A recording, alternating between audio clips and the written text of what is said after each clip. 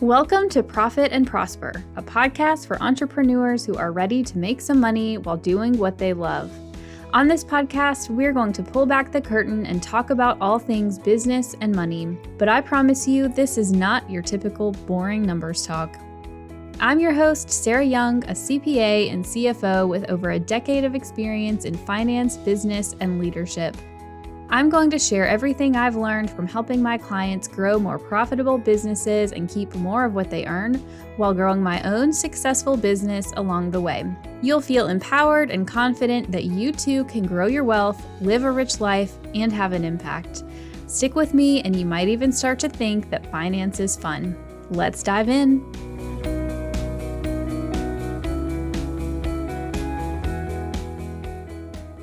Happy New Year. It is the first week of January, and I hope that everybody got to take a little time off over the holidays and you have enjoyed your New Year's.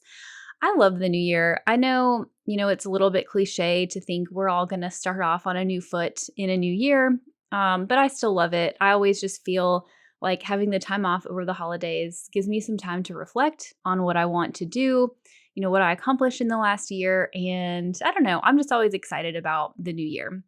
So since we just wrapped up 2022, we are doing our countdown of the best episodes of the year. So since we published the first episode of the Profit and Prosper podcast in February 2022, we put out 45 new episodes and over 100 of you listen to me every single week, which is still mind-blowing to me that that number of people want to hear me talk every week. And I'm really looking forward to what we can do and, the really great interviews we're going to have, the topics we're going to cover, all the things that we'll do in 2023. I think it will just keep getting better. So again, I want to say thank you for all of you who listen, who share the podcast with your friends, and who have rated us 5 stars on Apple. And I will throw a little plug. If you enjoy the podcast, then please go rate us 5 stars on Apple. It really does help share the word and help other people know, that this is worthwhile. It's worth a listen. So it really means a lot and ultimately just helps us share the financial literacy skills and help more business owners just like you make more money. So up ahead is the number 1 most downloaded episode of 2022. And this was my interview with Josh Hall, who is a web design business coach and host of the Web Design Business podcast. And you might think, this is pretty niche what he does. Why is this the most downloaded episode? And I'll tell you why I think this one really resonated with people. In this interview, we talked about money mindset and how your money mindset impacts the way that you show up in your business, your pricing, how much money you make. We talked about how to navigate the roller coaster that is business, including when you are in the pit of despair. And actually, when I recorded this, you'll hear me talk about this in the episode. I was going through a little bit of a pit of despair. And in the episode, Josh gave some of his best tips from his 13 years in business. 13 years. So actually, before I recorded this intro to the replay, I went and looked up statistics. And according to a JP Morgan study, less than 30% of businesses make it to 13 years.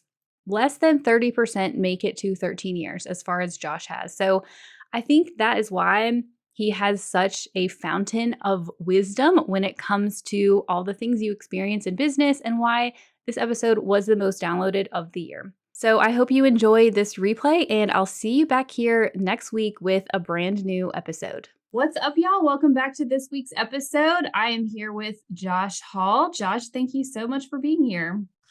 Thank you for having me, Sarah. You were on my podcast actually just recently, and I had such a good time chatting with you. So when you invited me on, I was like, absolutely. I would love to spend another segment of time with you to talk shop. And I feel like we're very like-minded in a lot of ways. So you're one of my favorite people to talk to. Yeah, I agree. So when we did the interview on your podcast, we talked about money mindset. We kind of talked about all things finance. I feel like we covered just a ridiculous amount of topics in an hour. But one of the things we talked about was money mindset. And you were like very into the idea of money mindset. And you even said, I don't remember if it was on the show or before or after, that you would even like write a book about this topic one day. And this is something that I come across all the time and talk about. And so I thought, let's talk about it. So before we dive into money mindset, tell me about you and your business and what you do, like a little bit of your story. Well, right now, I am a web design business coach. So I help people build their dream web design business that will give them freedom and a lifestyle they love. That's what I'm really passionate about. That's what I've dedicated the last few years of my life to doing. I do that through online courses, and I host the Web Design Business Podcast. Love doing YouTube videos and teaching. So I love the online entrepreneurial world. Going back though, I started as a web designer. So I started as a web designer. I grew my agency and eventually sold it. It was about a 10-year journey of being a web designer, then eventually starting to teach and share what I learned and my experience in building that business. Backing up though, before that, talk about money mindset. I was a cabinet maker for a tour bus customizing shop, making $11 an hour. So that's where I was. I mean, I come from a middle class, just blue collar style family. All of my family are corporate people. So entrepreneurship never entered my mind. I never thought I would be a business owner, never thought I'd be an entrepreneur, but I did hate the idea of being stuck in a cubicle and being a corporate job. I just dreaded that thought. And when I became a cabinet maker, I worked for this tour bus customizing shop. Long story short, I was also playing drums in a rock band, and we were traveling all over the country. I was kind of a weekend warrior, and I was doing both of those things after high school. And then I got laid off from my cabinet making job in 2009. And when I got laid off, I was still doing the band thing, but we weren't making much money. And I was like, I got to make some money. What type of part-time job could I get? What could I do? I had always had an interest in design. And I will never forget it. The day after I got laid off, I dove into Photoshop and I started doing design work. And then I started doing design work for my band and doing like t-shirt designs and CD artwork and merchandise. One day we were playing a festival and this guy asked me how much I would charge to do design work for his band. And that was my light bulb moment. That was like, wow, I can make money doing this, something that I enjoy. And that's how I got into the design world in the beginning. That is actually really interesting. So you've been in your business for quite some time. So what is that, 13 years 13 now? years. Yeah. 13 years. I've been self-employed and been an online entrepreneur. Yeah. Yeah. And I mean, again, the money mindset thing is probably one of the biggest factors that has both empowered me and also held me back throughout this well over decade journey. Because I didn't come from a family of business owners or entrepreneurs. Again, I was making $11 building cabinets. And so when I started doing design work, I'm sure you can guess where my price ranges were. They were like beyond cheap. I mean, I could have made more at McDonald's. I was charging such low rates when I started in the design world. And there was a lot of limiting beliefs about not only my worth and value, but what people would pay. So as I look back at my journey, like the biggest changes in my business, as far as seeing my numbers go up and to the right, which I know is what you as a financial person wants to see, it really all boiled down to money mindset because I was essentially holding myself back because I just wasn't charging enough and I didn't think people would pay it or I didn't think I was worth enough. So I feel like your story is really similar to mine. My whole background. So I also come from a very middle class family, lots of blue collar, some corporate workers. But definitely like we are employees and we trade time for money, basically. Mm. I'm the first business owner in my family, at least in my close family that I know of. And I actually remember this very specifically. So 2021, interestingly, was my first full year full time in business because I side hustled and then had a baby and went like part time to full time. Anyways, when I started 2022, due to childcare issues, I was only working like 25 hours a week. And I remember telling my mom, who worked at, Bell South AT&T for 40 some years, right? I said to her like, "Oh, I'm working less hours, but I'm going to make at least double the money this year that I did last year." And she looked at me and she's not doubting me. She doesn't. Like she totally believes in my ability to do anything I want, but she literally looked at me and she said, "Good luck with that." And it's just Oh, like that mindset of, your value is tied to your work is something Yeah. that I have had to unwind. And I was a teacher for 2 years, but then I went to get my master's, and then I went back and worked at Deloitte as my first accounting job. And so that was another place where it's like you work the long hours, you put in the time, and you don't make that much money when you break it down. And so I've like carried that mindset with me through. And so I think very similar to you, I started off underpricing, over delivering, just like wildly undercharging and having money mindset. When I realized that and shifted my business model and the way that I worked with people, when I finally believed that they would value what I did, then it shifted me up into the next level of business. So Yeah. that's it's an interesting story. And I think it's something that a lot of people go through. Obviously, we both did. And it either does propel you forward or it causes you probably to not make it, right? It's very, very common. I mean, I've coached thousands of students now for a long time now. And generally, the people who take longer to get to particularly like six figures in their business, 100,000 or more, are dealing with some sort of money mindset issue. That's generally always the case. It's usually not a case of talent or skill or anything else other than they're just not charging enough or they just don't think clients will pay. That was certainly what I had to work through in the early years. And I think what's really important is because you and I are so alike in our probably family situation and just being in a middle class American family where, we may not have too many people around us that are business owners or people who value time over anything else, which you do when you become a business owner. Time is the most important asset. What I found is, and it took me years to learn this, but I found that I had to surround myself with people who were going to like hit me with that message over and over again and find people who were going to empower me and challenge me rather than the people who are like, well, if you're successful, that must be hard work. Cause I'm sure you've heard that too, right? It was maybe that's what your mom was kind of saying, like, ooh, good luck. Like if you are truly making more money at half the time, then you must be killing yourself during that time. Mhm. That's another mindset that leads to, I think, money mindset issues. It is that, and the one that I'm over here like making faces like because I'm remembering the number of times that people have said to me, "Oh, you're so lucky." At the same No, time, that's the worst. it's That's like the worst, right? simultaneously we have to work hard to be successful. That's our core belief. But then we also somehow hold this belief that, oh, somebody's successful, they're so lucky. I'm like, which Yeah. which one is it? That is, and heads up for anyone new to the game, if you become somewhat successful or if you can go full time or scale your business at any level, you are going to get the lucky statement and it's going to irk you.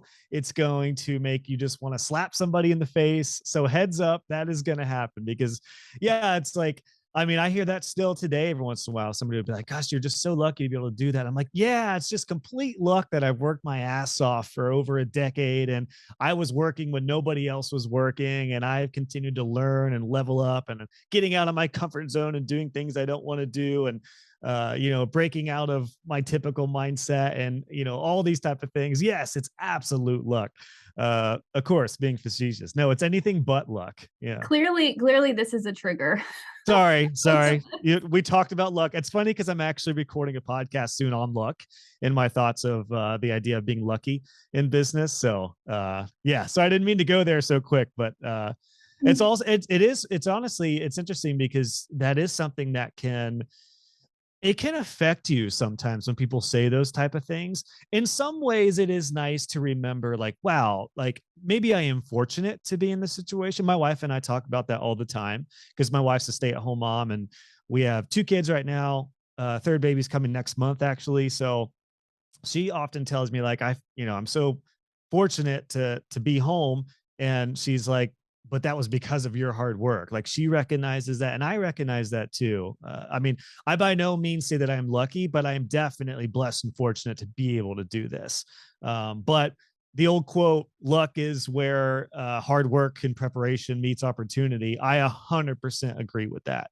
Like you might get a lucky break, you might get a project, you might meet somebody who's like a great referral partner, but it is up to you to follow through and to deliver and to do it over and over and over again. to achieve success. So I think that could probably boil down to money mindset too, because if you feel like you're lucky, then maybe you're afraid to charge too much because you feel like you're more lucky than valuable. Yeah, that's definitely Or how I you're feel about just it. like you're waiting for it to happen to you as opposed to Mm, going out and like making it happen for yourself. And you think it's really, to me, I've learned that like sales and marketing is a numbers game, right? Like it's just about you put yourself out there over and over and over again, and like some percentage of people will convert. And sure, there are things you can do to raise or lower the conversion percentage, but it's just a numbers game. It's not luck. It's just showing up day after day after day and doing the things that a lot of people, frankly, don't want to do because they want it yeah, to be here. I do feel like for all online entrepreneurs, it's the monotonous stuff that if you can just do it and then eventually try to get that off of your table, if you can hand things off and delegate, that's where the true power comes into play. But it's doing the things that most people will not do. Like before we went live, you were saying you've recorded at least one podcast a week for over a year Since now, right, February. Sarah? Since Since February. February. Okay, so closing in on a year, maybe. Um, that is a good weekly practice, or however you do it. Even if you bulk record them and schedule them out, it's still a practice of consistency. And consistency is the most important thing that I've found to like keep momentum going in your business as an online entrepreneur, because you will have the highs and lows. I've experienced so many highs and lows, but if you can do something consistently, there's so much benefit and power to that. I learned that with a networking group, just showing up every week, whether I wanted to or not, to this networking group. That was so key for me in those ups and downs periods as I grew my business. So sorry, I'm kind of derailing from the money mindset stuff, but great ideas. No, so I like to say entrepreneurship is a roller coaster. And when you're in the low part, and you're having to start climbing uphill, it's hard to keep going. And sometimes I feel like I'm putting all this energy out and I'm not getting anything back. And then that makes me start to doubt myself. And it's just starts off this whole chain reaction of negative feelings and Yeah. stress and anxiety. But, actually my next episode that I have slated for after this one, it's about reaching levels in your business where you feel like you're in the pit of despair. Because there's like the highs and the lows, and then there's like the real lows. Well, Anyways. what a timely thought, because so yesterday, literally yesterday, I did a Q&A session for all my students in my courses. I do a monthly like Q&A call. And one of my students emailed me after that and said she was at that low point, like low point. I think she's only about a year, maybe a year and a half into her business, and it's been going well, but not great. Like she hasn't been able to go full time yet, but she just got to this point where a couple clients had left. A couple of her clients pulled their hosting and maintenance to recurring income, and she was feeling really down. And she was like very close. I mean, potentially maybe weeks or even days from closing her doors to her business, but she stuck with it. And then she just let me know that within a span of 2 weeks, like a flood of new business has come. And she didn't do anything potentially different. She didn't like ask for business or do any big marketing thing. It was just one of those things where the cyclical nature of business, online business, happened to where it was like a low point, and then now she has more work than she even knows what to do with. And that's so common. So I hope that thought is encouraging to folks, because if you're in that low point, you're probably right on the cusp of something awesome happening. That is what has always happened to me, and there's always things that I do that like get me through that, which is not the topic of today. But I mean, I'll be honest, like right now in my business, I feel like I'm in a low point, and it happens. And I find a lot of times it is like this one in particular, this one is getting to be like a pit for me, the pit of despair. One of my friends actually coined this term, so I'll like give her credit. Her name is Jessica Lackey. We talked last week and she gave me that word. I thought it was the perfect description. But I find that anytime I'm in a low point, in this case, especially the pit, I have to shift my thinking around what I'm doing, because whenever this happens, it's because I'm overworked. I'm potentially needing to change my like pricing model, the way that I work with clients, adding to my team and all of that. And you know what all of that comes back to? Money Money mindset. mind, I money was just mindset. thinking we could totally tie this in with money mindset, because generally, if you go through a low period, your first probably pull is to like lower your prices or do anything at a bargain or take those projects that you really don't want to do, those clients that you don't want to work with, but you'll do it because you're feeling desperate. And I did that a couple times. And then what I found happened was once I took some of those projects on or compromised on my value, then I would get this opportunity with these amazing clients, but I didn't have time to move forward right away, or I just wasn't in a place where I could take them on well. So it's equally as dangerous if you like compromise on your pricing and your value when you're in these low points. Yeah, I can't recommend enough. Just stick to your guns. Mhm. Now, there's things you can do. You can market, you can get yourself out there, and building momentum, I think, is the most important thing when you're in those low points. Just do something to keep moving forward. Don't fall back. Don't stay stagnant. Just do something, whatever that something is, whether it's launching something, whether it's posting something, whether it's doing a free webinar or a training, even if there's no motive behind it, do something to keep that momentum going. I think it's so crucial in those times. Yeah. Well, I mean, I said I'm in a low point now, and it's because, again, overworked. I need to hire a new team member. I've been doing too much of the delivery. I need to pull myself back. And I'm just still showing up. I'm recording podcasts. I'm pitching to be on other people's podcasts. I'm showing up on social media. Like, I'm still doing the things. It's just like one foot in front of the other. Can I Um, ask you real quick, Sarah? Is your low point self-inflicted or is it outside? Because like in my case of my student, it wasn't really anything that she was doing necessarily. It was just one of those things where some clients dry, like it just wasn't making many sales. She had some clients leave. Whereas sometimes we're our own worst enemy if we're like taking too much on. Do you feel like it's a mix, or I was just curious? no, in this case, I think it's self-inflicted because I need to make some like key like team member hires that I have Hmm. procrastinated. And my husband said to me a couple of weeks ago, he's like, "Why didn't you hire a tax person a year ago?" Like, well, I wanted to get a few more monthly clients in just to feel better about the budget because I was, of course, like second guessing myself, scarcity mindset, right? Like, what if I don't get any more clients? And he looked at me and he's like, "Sarah, how many clients have you lost because you've been so busy doing all of this like delivery work that you could have used to go and get another client?" And I'm like, okay. So I think it's self-inflicted but also external because the energy level that I have to go put myself out there is lower than it would be Right. otherwise. And so I feel like I'm less, maybe magnetic is the word, like just Yeah. bringing Oh, my clients to me. yeah, clients can sense if you're just like stressed or just not quite there, you're not energetic, or like if you're vibrant with ideas and you're super excited and they can tell like Josh is going to crush it when we get going. That's going to be way better than if I'm like, like I'm putting a brave face on like serious stress and like overwork, like clients can sense that stuff even if you don't say a word about it. Yeah, no, I know. I totally know. I will say, I am proud of myself because despite wanting to bring on new clients and despite feeling like I'm in, a low point, I had a couple of days ago, somebody sent me a referral. And I love referrals. I love it when clients give me referrals. But in this case, I knew that it wasn't a good fit just looking at the referee. Is that the right word? I don't know. We're looking at their Yeah. website, like they're in an industry that I don't have anything to do with. I don't really want anything to do with. It's like manufacturing, industrial stuff. Mm. It's just not my cup of tea.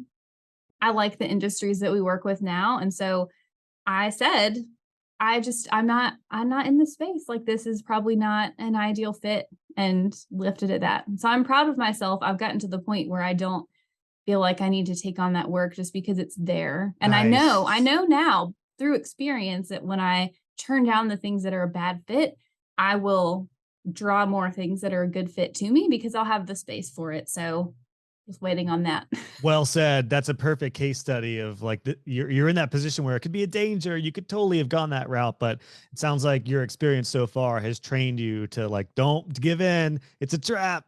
It's a trap. It is. I've done it before and it never works out well.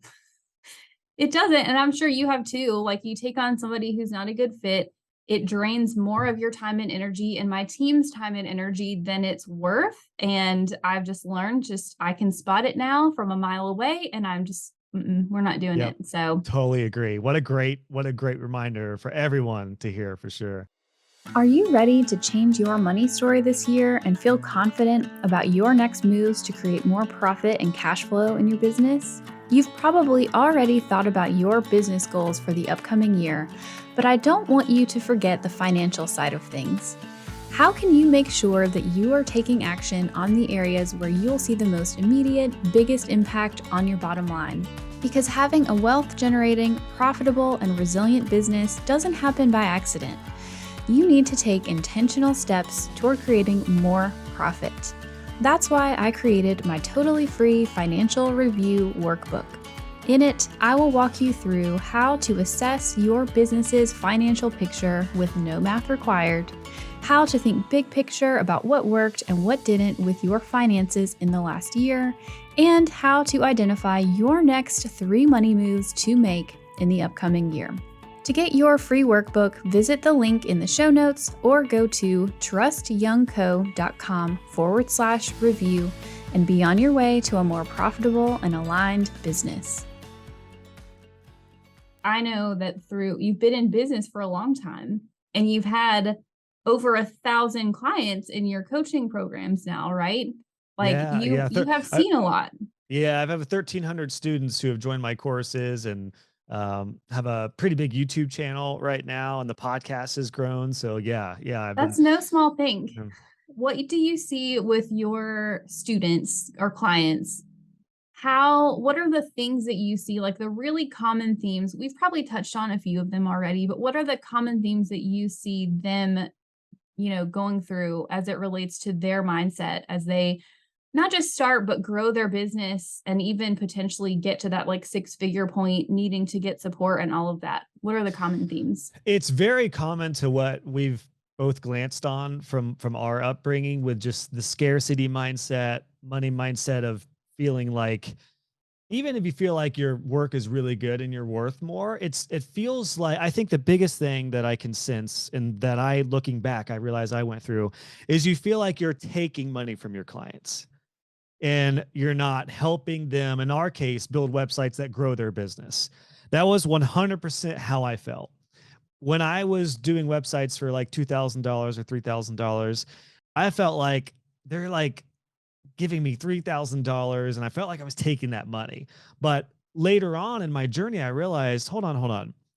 I'm building something that first off is a great deal for a few grand until I started raising my rates even more to the five to $10,000 range. And I'm creating something that may last years for them that is truly a 24/7 salesperson for their business. And this is going to help some companies potentially make hundreds of thousands of dollars or even more. So this is 100% worth this investment and so much more. So that's one of the biggest challenges that I faced and that I see a lot of my students face is they're viewing their work like taking money out of the pockets of their clients when in fact their client is investing in them to make this tool that's going to help grow their business. And I've had a lot of conversations recently about the idea of being expense minded versus investment minded. And I think for all service providers and entrepreneurs, you need to put yourself in the place of being investment minded, not only with your money for when you're like hiring a team or hiring people to help you market or whatever it is, but you have to think about that for your clients because if you are expense minded, like I was, like I'm paying $2,000 for something and it's out of my pocket and I'll never see it again, that is going to reflect how you sell and how you approach clients and how you educate them and how confident you are with proposals and stuff. But if you come to it with an investment mindset and you are serious about helping your client realize, this $5,000 project, I want to help you make like, 100x that potentially over the next few years, they will see that and view it completely different.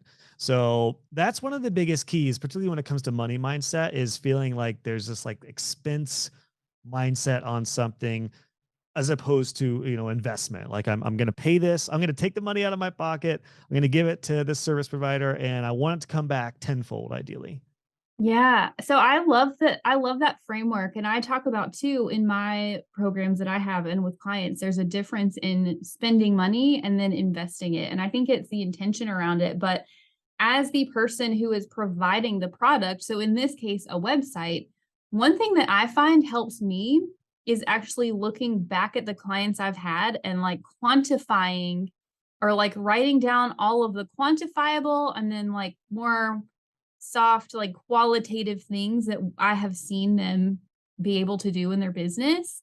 And with me, I don't necessarily take credit for I had one client, I just did a renewal like a month ago for them. And when I do the renewals, I'm like, I'm going to recap the stuff that I've done in the last year because one, I want them to see it, but then it also helps me understand the value I'm providing to them. And so this one in particular that's coming to mind, like tripled their revenue, grew their team, stayed super profitable. And I'm like, you did all these things. And I'm certainly not, for me, going to take 100% credit for that. But I like to think that I enabled that, right? Sure. Yeah. Writing those things down and like seeing like this is the tangible value that I have provided helps you understand that you can charge more. And for a website, it could be as simple as, hey, maybe it's how much traffic are you going to get? How much like SEO could you get? What are your conversions? How Mhm. many sales could you potentially make if we optimize these things and bring it back to just the data? Like your brain cannot argue with data as much as it may want to. That's a great point. And I think you hit the nail on the head there, Sarah. It's like if you can focus on the results you get for clients, that will change everything with how you price yourself and how you arrange your services and how you sell. And it all goes back to the money mindset because suddenly I'm not even going to think about dipping my prices because I know what I'm doing now for the majority of my clients is going to make at least a profit for them potentially within a month or two. Like if a client spends $3,000 on a website, and let's say their average customer spends like $500 with them a year, well, it would only take me in this case 6 clients to for that website to convert to pay for the website. And then after that, it's all profit on their end as far as the investment of this website. So that's also one little hidden trick to help people, like help clients who are questioning the cost, is if you can find out how much their average customer would spend, and then if you can help them get a certain amount of customers to equal that investment within a certain amount of time, then they're going to make that back, and then it's all again all profit from there. So that was a big shift in me when I think about the landscape of like money mindset for me. Was there was a period where I unintentionally started focusing on results, and I wasn't just selling websites anymore. I was selling like growing your business, getting more customers through your website. And even in my proposals, I did a couple different things that really helped. One was I talked about the project goals and the results we wanted to get with the website. So it wasn't just like, I'm going to build a 10-page website. It was like, we're going to build a website that has 10 pages to do this. And I also, one little hidden trick that really helped me when I started getting higher end projects was instead of saying total cost at the end, I said total investment. And just switching the term cost over to investment, that seemed to help rework a lot of my clients who may have been on the edge and didn't realize that this money was going to come back to them in a lot of different ways through the website. Yeah, no, I do too. And I think tying it to the outcomes, but actually, you have to follow through on those things. But like if it helps you understand their goal is this, and this is for any business owner, I think, but especially service-based businesses, right? Like tying it to like what is the goal and then what are the actual tangible things that you can do to help them achieve that. And that I think enables you to provide a better service, charge a higher price, have happy customers, and get more referrals and repeat business, right? Yep. And there is a big difference, I should say, between goals and guarantees. So it Mhm. doesn't mean that you're going to, on the proposal, say, I guarantee you're going to get at least 6 clients with this website to equal the, I'm sure you would, but it's the goal of, growing whatever the result would be for that client. Yeah.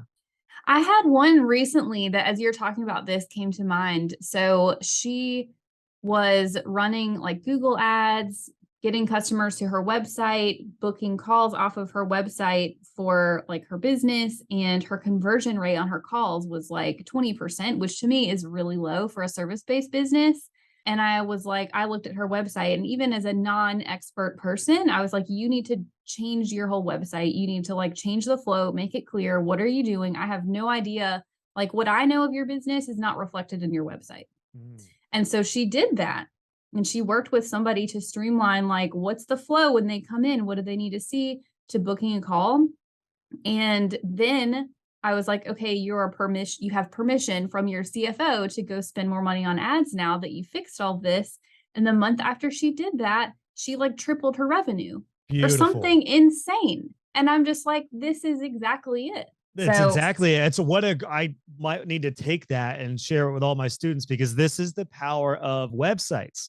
You can do all the marketing and outbound stuff and ads that you want, but if your website doesn't convert, that is the problem. Like, all roads should lead to your website ideally. So, like, don't go ham on social media and ads and all these other funnels until you get your website right to convert. And you can test that on a small level. She probably could have, well, it sounds like you did before she did more ads. Like, you just she changed the website, that converted, did better, and then yeah, then you can go for it. Yeah. yeah, it was like she changed the flow of like the messaging and like how her services and packages were laid out so that by the time people booked a call, they were more qualified Mm. and more ideal clients. And then that just increased the conversion, increased sales. Like I was shocked the first time I saw it. You might have to come back and talk about like how to make more money with a website. Deal. So, okay, we have this idea of taking from your clients instead of the value, being an expense versus an investment. I love that. One other one that I think is really common is do you see this like people tying their self-worth to their pricing? And so, like when I started my business, I looked at what do other bookkeepers charge? You Mm. know, what do tax preparers charge? Like, even though I'm not a bookkeeper or a tax preparer, again, that was my mindset of like, who am I? And like, what is my identity? What am I doing? It took me a long time to realize that I was not that.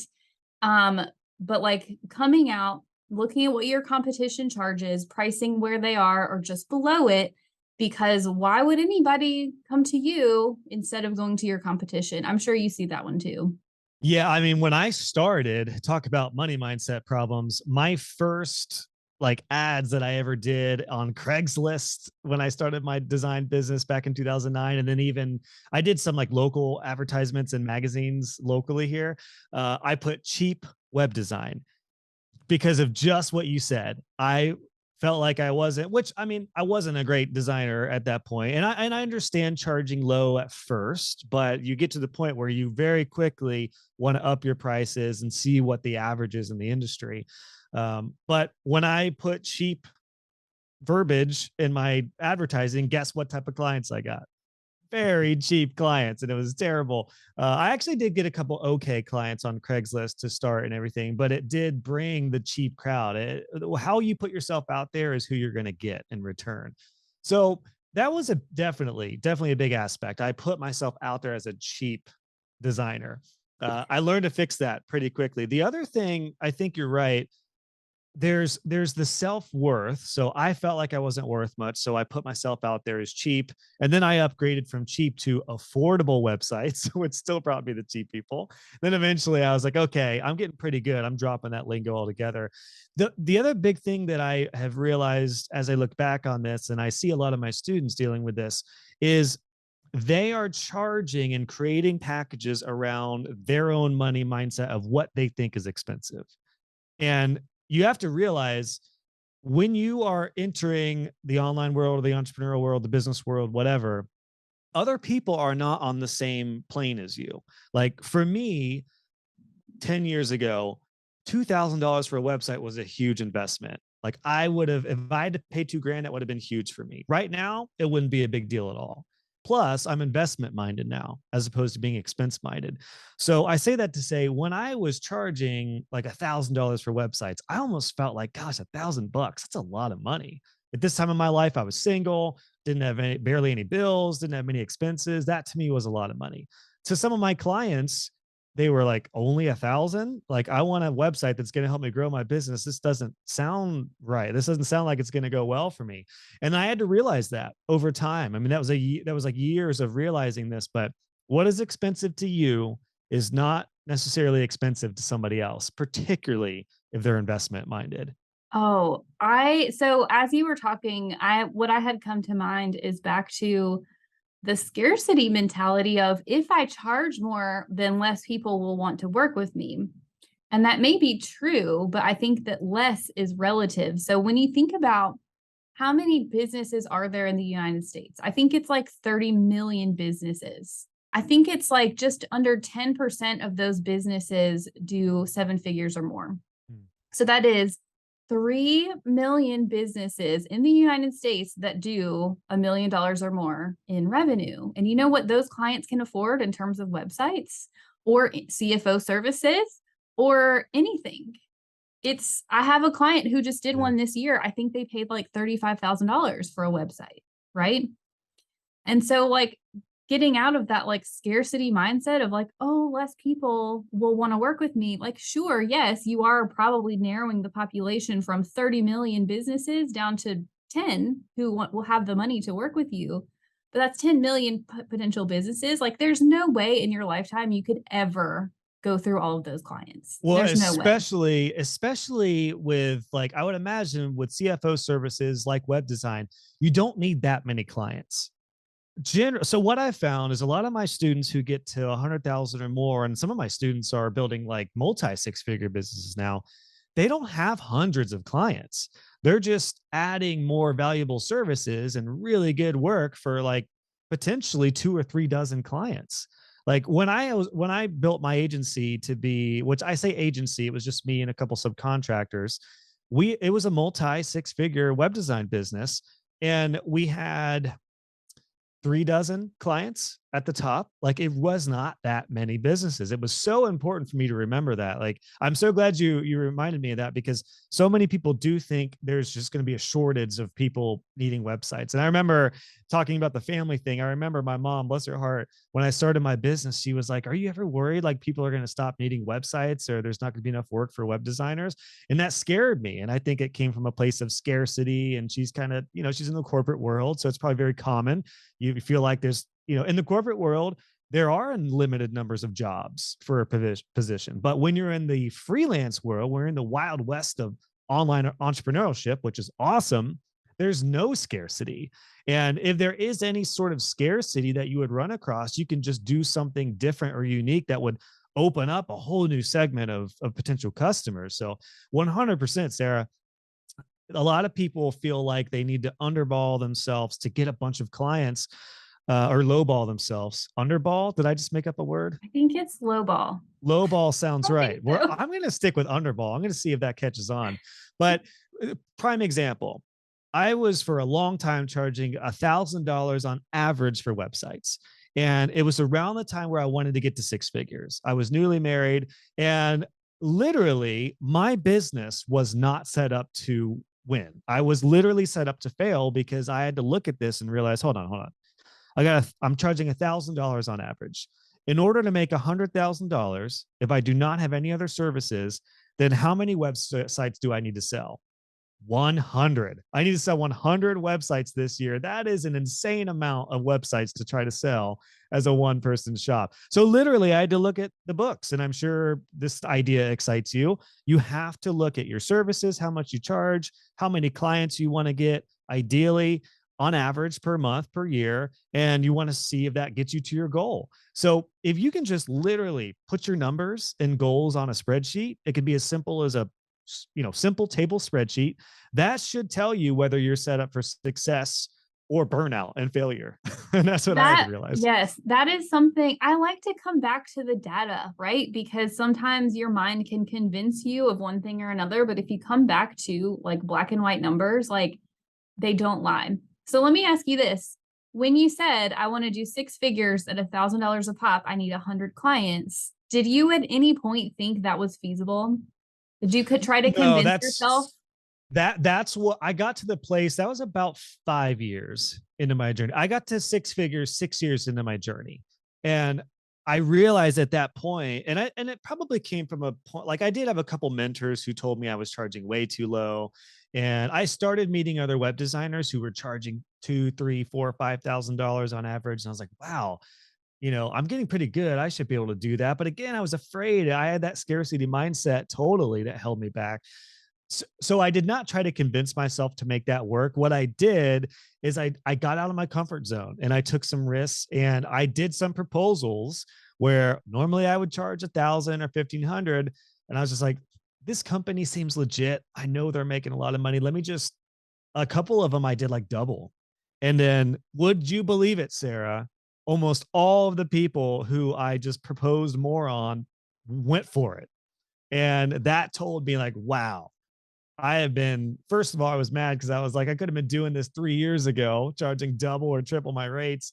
And that's how I mean, that's what really expedited my journey. I mean, at one year I think I made about 60,000.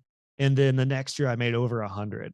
And it was really just it was like doubling my rates. Now there were some projects where I like to, if people are scared of doubling their rates, I do recommend you can still raise your rates in what I call the same price bucket, which will still keep you a little in your comfort zone, but you're stretching yourself to get out of that. Like if you charge up $1,500 for your service, maybe you'll charge 2,000. It's not that much. It's not like 4,000, but you're still an extra $500 per project could be a big difference for you. So that's my recommendation, just to start raising your rates. But as soon as you realize, wow, I'm way more valuable than I've been charging, then double that sucker and see what happens. Okay. I asked if you tried to convince yourself if that was feasible because I did that. So Mm, when I first went full time in my business, which was summer 2020, I because I'm a CPA and I looked around at what every other CPA was doing and what they were charging for it, I offered bookkeeping and tax prep. And I remember like I even did a monthly recurring bookkeeping fee, but it was like $275 or something ridiculous. And ridiculous to me now, anyways. And I remember doing the math of, okay, I want to get $10,000 a month. And it was like, I don't have a calculator within easy reach, but it was something like 40 clients mm, a month. And I honestly tried to convince myself that I was going to be able to do that. mm, And I very quickly took on more clients and then I very quickly burned out. And that was my yeah. first pit of despair. I was just gonna say it could have been feasible. I could have done that if I wanted to work 90 hours a week. I could have done it. But burnout was where it was going to lead to. And luckily I had done it at about 5 years to that point where I realized I kind of sensed that's where I would head if that was the case. Yeah. Yeah. So, and then I ultimately decided I was going to start doing CFO services, which are becoming more and more popular now. But Mm. back in 2020, I think it was like slightly less, there were slightly less people doing it. But in early 2021, I had done CFO work like on a consult hourly basis before. And in early 2021, I got my first like monthly retainer CFO client. And I charged them $4,000 and they didn't even blink and they paid it. And so what is that? 275 to 4,000. Like, what is that? Yeah, that's a wonderful increase. I don't know Right? the math, but that's an awesome, what, like 20x or something? Something ridiculous. So I guess like the point is I like to tell people that story and like it's not about just like trying to double or triple or 20x your prices, or it's not just like offering the same thing and trying to double it. It's like basing the higher level of service on, well, with the CFO client, I'm going to be doing all these extra things that are Yes. strategy based, right? One of the best things you can do, and one thing that I've helped a lot of my students out with when they are in this limiting, like low cost for their services mindset, is like if they want to keep a low offer, you can, but just have like three packages. Like, gosh, I wish somebody would have told me this 10 years ago. I would have had three packages because I would always just do one custom quote for a project. I had no idea how much time it would take. And I would just be like, I don't know, $1,000 for a website. Of course, it would take like 100 hours and I'd make $10 an hour. But one of the best things you can do, and what I eventually did, was three tiers: a starter tier for like the clients who were like new clients or a pizza shop who didn't have that much money, but maybe they'd be a good client and be on my hosting and maintenance plan. Wouldn't, be a small project. They could have my first tier.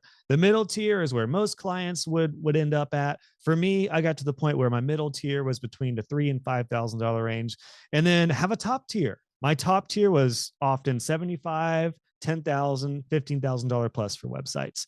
And a lot of those clients that would come in through my funnel, they'd see the top tier and be like, oh yeah, we're not at that point, but the middle tier for 5,000, yeah, that sounds about like what we need right now. But then some of my clients would be like, yeah, we're, like this is a legit business. Let's go the $10,000 option. This is what's involved. So as far as like confidence and money mindset, it's a great little game to not even game. I don't want to call it a game, but it's a great trial to like just set up multiple tiers, have an offer that is way more expensive than you're comfortable with. And it doesn't mean that all of your clients are going to go to that, but the few who do want it, they are going to be awesome. And then they will help you get rid of those low tiers eventually. So just Yeah. do it. Offer a high tier option. Yeah, and just test it out. And I often ask people, like, your brain is arguing against this, like hardcore right now. What is the absolute worst thing that could happen? Yeah. Somebody Right? says no, or They they say don't go for no. it. Right? Like that's the absolute worst thing. And is that really that bad? And And no, the answer is no. yeah, and the beautiful thing about a tiered level of service, like 1, 2, 3, is if somebody doesn't want to go for the top tier, they're probably going to go for the other tier. So there's literally no harm in having a top tier service available. And if somebody wants the middle tier, that's fine. They're just not going to get all you would offer in a top tier, but they could always upgrade. So this could apply to any industry. I know we're not just talking to web designers here. Like for web design, it's quite easy because you can have a very constrained starter style package. You can have a general middle style package that has a certain amount of pages and functionality and work. And then you have that top tier for really big sites where it's going to be more intensive, but you get paid for it and you get paid very well. So yeah, just there's no harm in having a top tier option. No, no. And I think that sort of mentality goes for any business. And, I think a lot of the tangible advice is probably targeted at service based. But I would even say, like, I know I have product based business owners who listen to this podcast, and I say the same thing because you can just have a higher tier product that is higher quality, or there's some extra little thing that people like. Maybe you bundle things together, Yep. or like whatever you do to charge a higher tier, but you can also have a lower tier. So I I was think just gonna I was just gonna say it's literally what I've implemented in my business, which is 100% product based now. With my online courses, I'm actually in the midst of creating for the new year a very high ticket, high tier program, and that's going to be way more than I've charged typically. But there's going to be so much value in that. I'm not even afraid to charge several $1,000s for this program because I know what results I'm getting for a lot of my students now. So I've applied the same thing. And you're right. The bundling option is a very untapped way to go with offering a higher product. So my current setup, I have 9 web design courses that range in between $100 and $500. And I created this bundle option that is 1,500. All the courses together cost over 2,000. So I just made this bundled option for 1,500 to get essentially 30% off if you get all of them. Guess what my number one selling product is, Sarah? tell me it's the bundle. It's the bundle. That is the number one seller. And what happens is a lot of people will dive into one course and then maybe another, and they're like, let's just upgrade to the bundle. It's going to save me a lot of money. They're getting results. They upgrade to the bundle. I'm so glad I did the bundle because it's a huge, like it is like over 50% of my online course income. And it's nothing new. Like it's just mixing all my products together. So a lot of people listening probably have several different services or products. My recommendation would be to like try bundling them together. And maybe that's your high offer. Maybe your top tier is like, if I've got 3 services, then my top tier is like all my services together. And there's your 10x offer, your high offer or Yeah. bundle.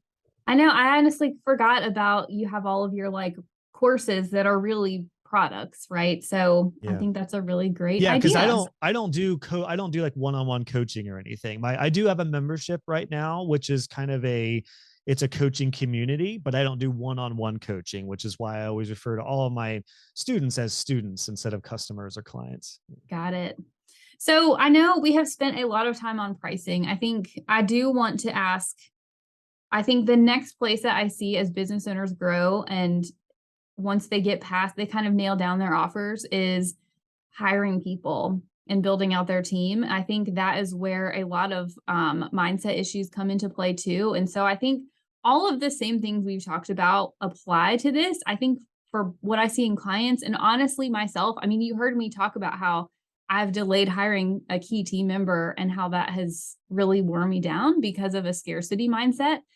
And so I think that that one can come up a lot too. And again, I just go back to the data. So I had a call with a client yesterday who wants to hire their first team member. And we literally just sat down and did the math. And I said, okay, if you hire this person, here's what it costs. Here's how many sales you have to make on top of your normal sales to make it work. Do you have the capacity to do this if you hire a person? The answer was yes. And I said, okay, are you willing to potentially lose some money, use your cash cushion to pay for the person for a few months while you scale your sales up to that level? The answer was yes, I need help. And so it's a done deal. Well, absolutely. I delayed delegating and getting subcontractor help for my business many years because some of it was that I ended up enjoying being the freelancer and being the guy for all my clients, which was awesome in some ways. But I realized I got to a point where I'm at a kind of a bottleneck. I either have to charge really, really high rates and take on less clients. But I had also started teaching at this point, and I realized I really want to devote my time to teaching. So, in order to keep my business going strong, I need to get some help with fulfilling the designs and everything else. But for me personally, I think it goes back to that expense versus investment mindset. I always felt like, even when I told my clients, like, this, this website's going to help you grow your business, I always felt like delegating work was just going to cost me money. What I did not take an account for, and I think this is really common for business owners, is the time you get back. When you delegate, yeah, it's going to be a little time consuming in the beginning when you train them and as they get to know your systems and they get better. But eventually, as long as it goes well, they are going to just go. And then you're suddenly going to have a bunch of time back because you are not the only person making money in your business. That's what I found out when I hired my first designer, Jonathan, is I gave him little tasks to get going on, and he was able to figure stuff out. And I felt like he was going to be a really good fit to take on more parts of projects.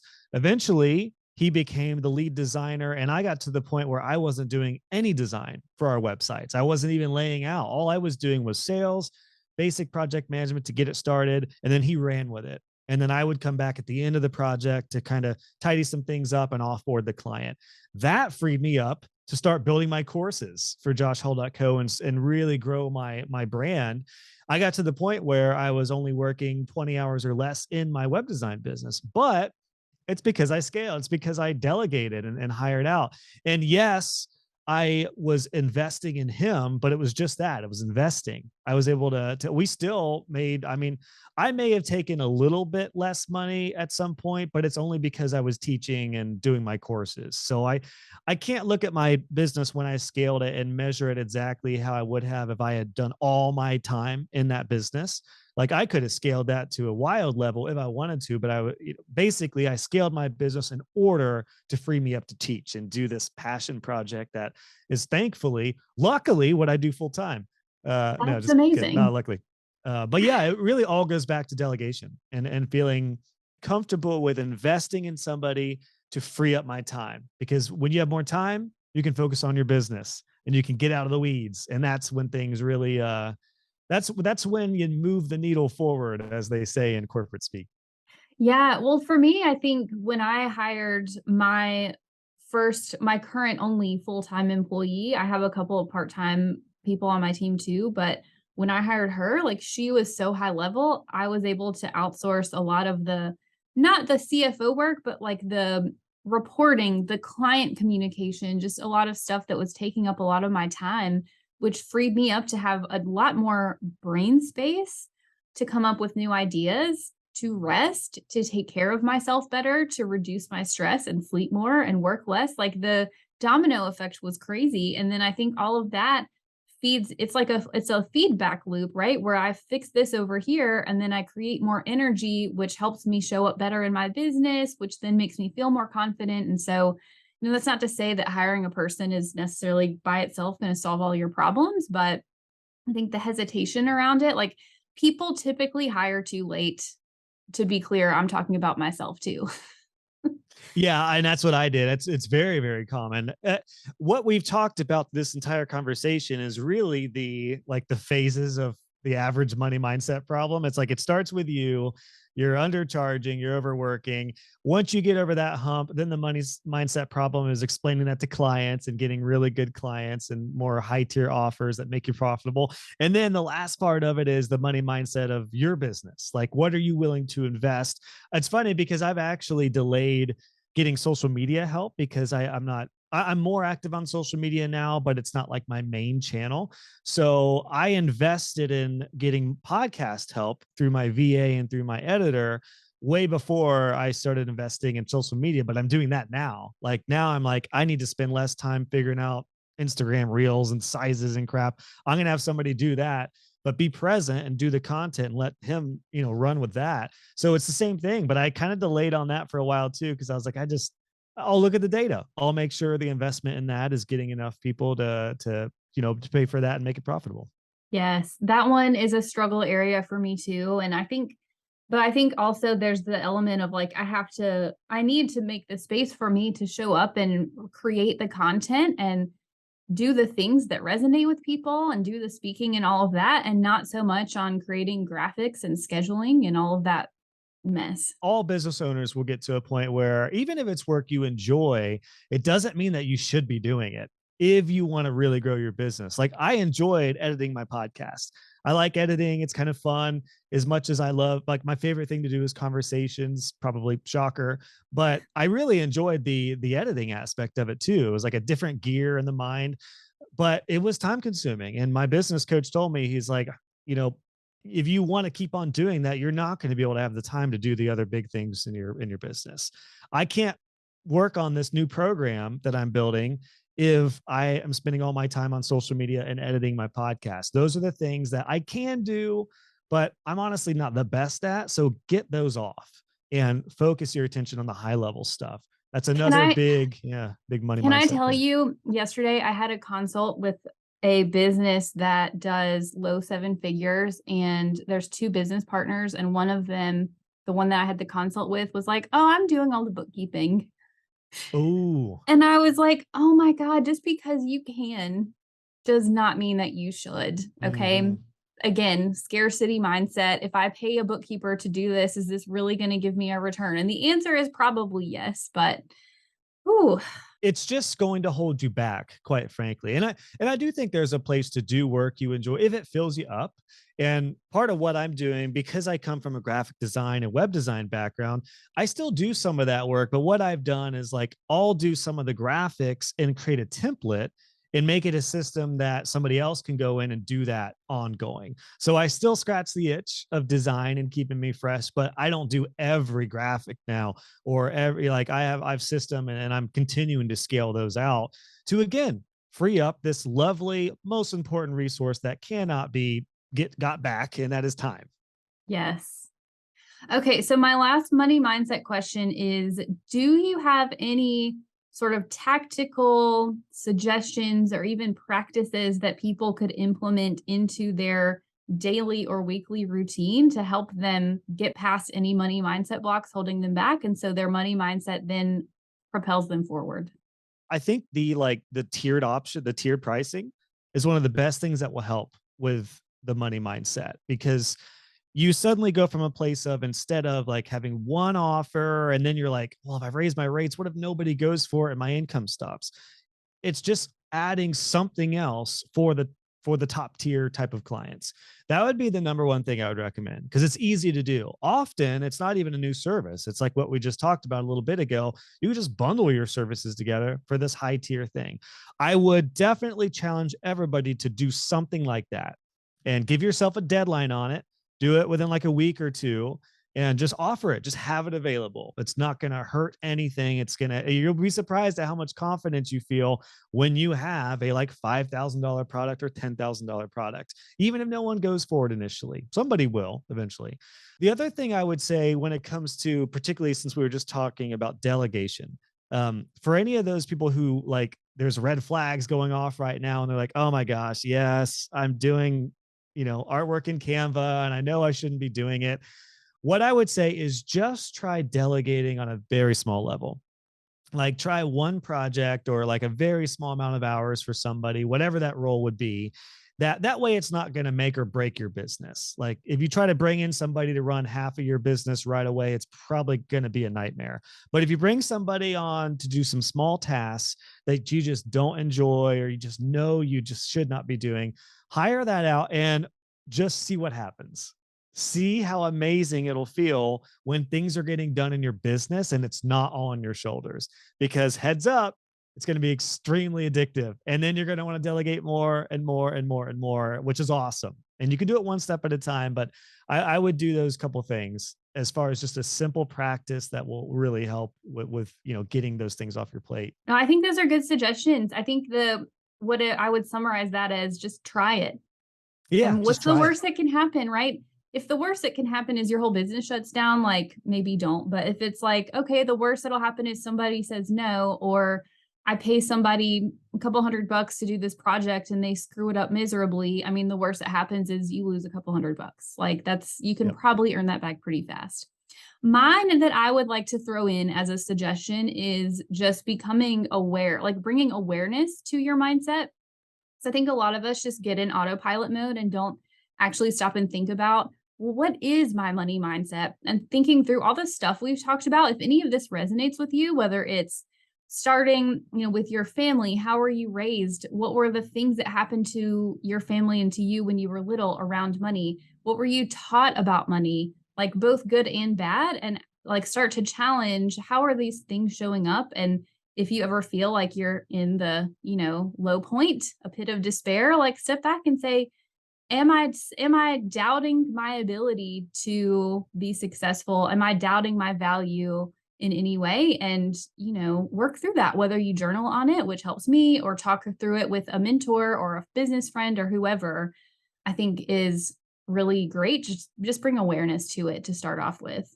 Yeah, I would back that up, particularly if you don't have any external needs. Like it's very common that the kid effect is, I've heard it called different things, but I just call it the kid effect. Like when you have kids, that's when you really start making money because you have to make money. You're going to be more confident in selling higher services because you got way more bills to pay. So if you're in a situation where a lot of people might be going through that, or maybe they're getting married or they just got a mortgage or rent or whatever, that's going to like make you want to charge more.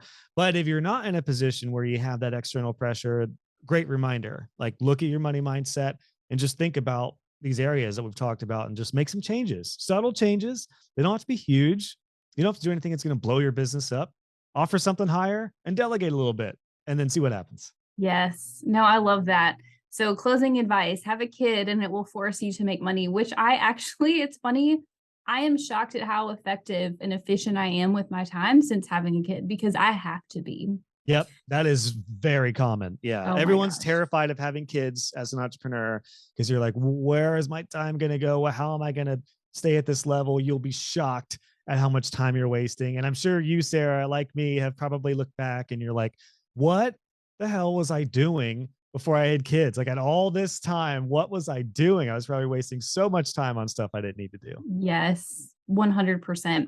Okay, well, this was good. I feel like we could keep going all day, but I'll stop us here because I think we've covered a lot and there's a lot of, I think, tangible takeaways for anybody to take from this, whether you are a web designer, service-based business, product-based, whoever you are, and for me too, honestly.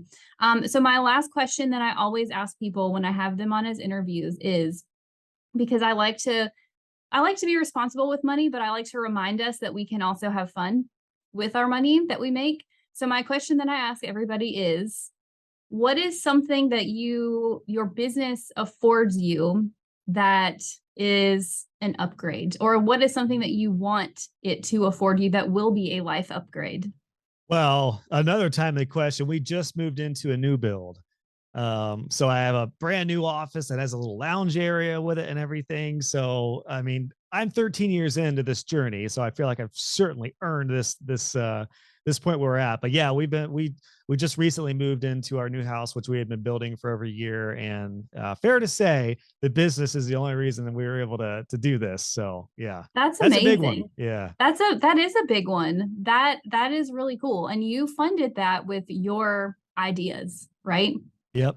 And Yep. hard work. Like that is crazy, crazy good. So, well, that is fun. Mine is a lake house. Everybody who listens to my podcast, they know this already. They're tired of hearing me talk about it. But I want a lake house and a boat, and you can't tell me that boats are a waste of money. Don't care. Oh, I love that too. I remember you talking about that on my show. I agree. I can't wait to get a boat one day. I know everyone jokes about it being a hole in your wallet, but if you love it and it's not, breaking the bank, then by all means enjoy it. There's plenty of other things that people waste money on that they may not realize it. Oh, don't even get me started. I drive a Right. 2007 Honda Accord, y'all. So that's what I think about cars and money. Y- But Your little Honda can sputter along to your nice boat one day. exactly. I know it's funny. Okay. Well, this was so good. Tell us where we can find you. How can people work with you if they want to learn more about what you do?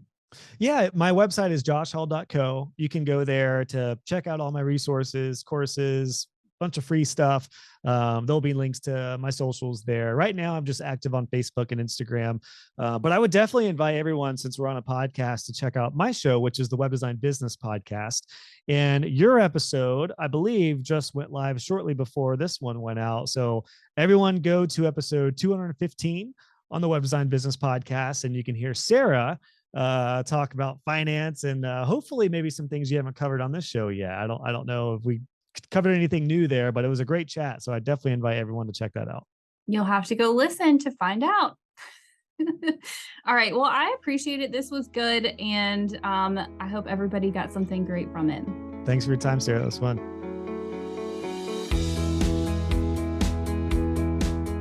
Thanks for listening to this week's episode.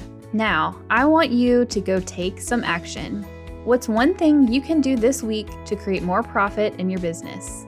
Send me a DM on Instagram at YoungCoCFO and share your action item with me.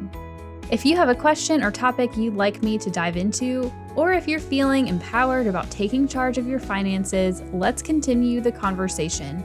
Go to profitandprosper.co to submit a question or topic for me to talk about on the show.